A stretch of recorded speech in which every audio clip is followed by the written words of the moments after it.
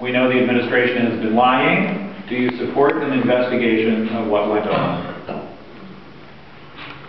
And since Ursula, you went first, Anne-Marie, why don't you get her to start with this first question?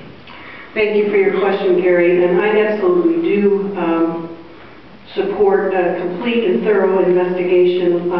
This morning there was even further breaking news, damaging news, that the CIA had asked specifically for assistance during and while the attack was going on, and it was denied. In fact, the two men who were subsequently killed went in against orders because they were told to stand down, and they felt that the ambassador was at risk and they needed to go in and help him.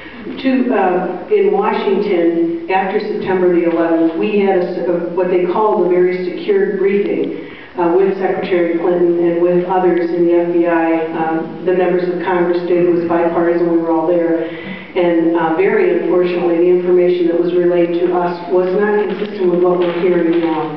So I think that the President, the administration, the State Department all need to give the American people an explanation as to what happened, when it happened, how it happened, what the government knew, when the government knew it. This is, I believe, a serious issue on so many levels. 4 Americans were killed.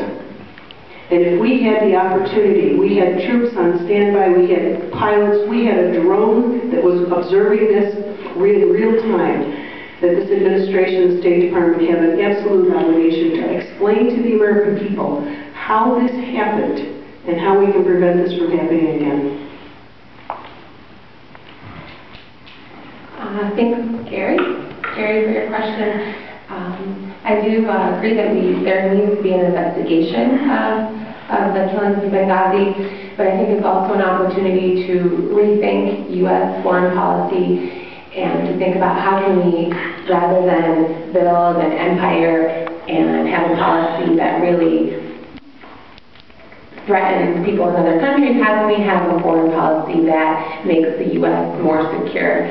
And I think that kind of foreign policy is based on mutual respect with other countries and ending the U.S. drone program, because the U.S. drone program, according to a recent NYU and Stanford study, has, among other things, increased hostility towards the U.S. in other parts of the world.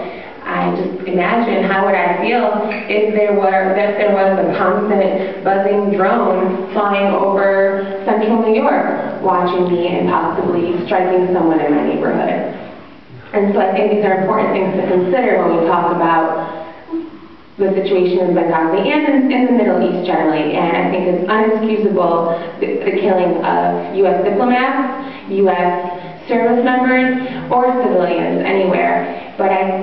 But we know now that we have already seen blowback and attacks against U.S. military personnel and U.S. diplomats in other countries as a result of U.S. foreign policy and intervention in the region. So I believe that we need to have peace through good intelligence and making sure that we are not creating more enemies in the world.